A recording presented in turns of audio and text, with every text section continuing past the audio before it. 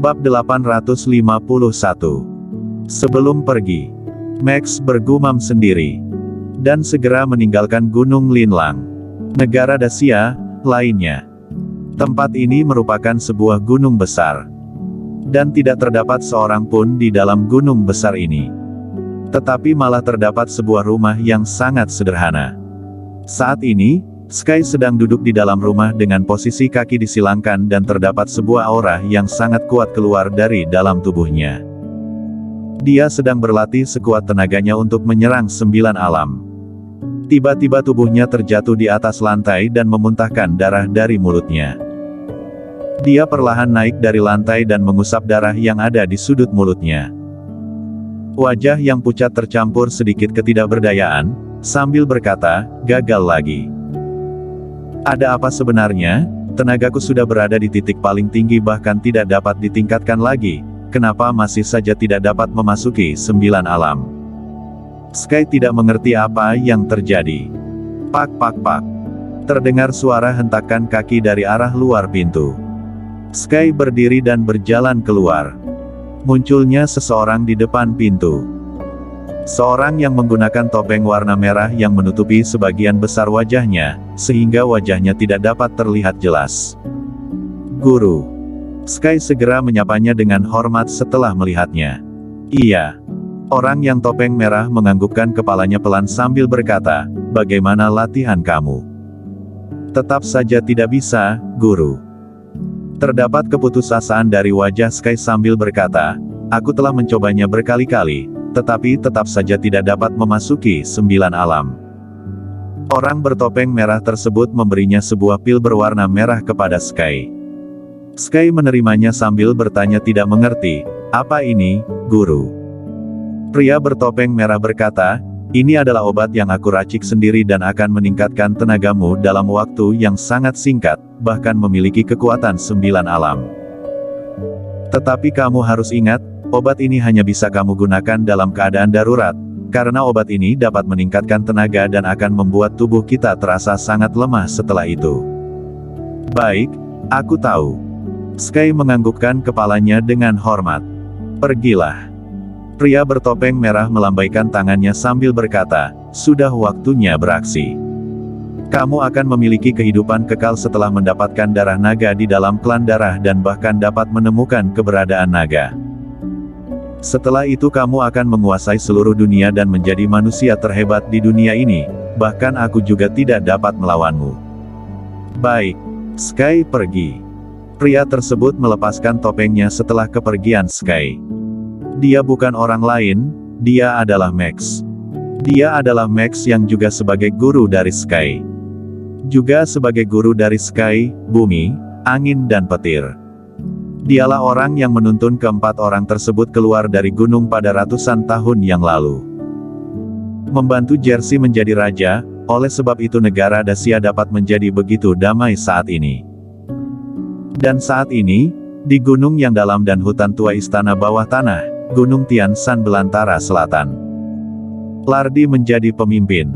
Seseorang sedang bersujud di depannya. Orang tersebut adalah Jack. "Bukannya aku menyuruh kamu untuk mengikuti Kingston? Kenapa kamu kembali?" Wajah Lardi terlihat sangat tidak senang. "Ketua." Jack yang sedang bersujud itu berkata, "Berita tentang klan darah sedang tersebar beberapa hari ini dan aku sengaja datang untuk bertanya kepada ketua, apa maksud dan tujuan ketua menyebarkan berita ini?" Lardi berkata, "Bukan aku yang menyebarkan berita ini." Jack terbengong. "Jadi siapa yang menyebarnya jika bukan ketua? Siapa lagi yang mengetahui hal ini selain ketua?" "Tidak perlu bertanya, kamu hanya perlu mengikuti Kingston saja." "Baik." Jack berdiri dan pergi meninggalkannya. Ekspresi wajah Lardi berubah menjadi sangat serius setelah kepergian Jack. Dia berdiri lalu berjalan menuju istana bawah tanah dan menemui ayahnya. Setelah bertemu dengan ayahnya, dia memberitahu berita yang sedang tersebar beberapa hari ini. "Ayah, apakah Max sudah beraksi?" "Hehe." Orang tua yang terlihat muda itu duduk di padang rumput dan tertawa. "Max memiliki kekuatan yang hebat. Jika bukan karena aku berpura-pura mati pada waktu itu, mungkin aku benar sudah mati di tangannya. Beberapa tahun ini aku tidak pernah keluar dan selalu bersembunyi di tempat ini. Dia tidak tahu keberadaanku, tetapi aku selalu memantau semua gerak-geriknya. Ayah, apa yang harus kita lakukan sekarang? Max hidup begitu lama dan dia sedang bosan, ingin melatih orang-orang hebat. Kalau begitu, aku akan meladeni dia, supaya dia tahu bahwa masih terdapat orang yang lebih hebat daripada dia.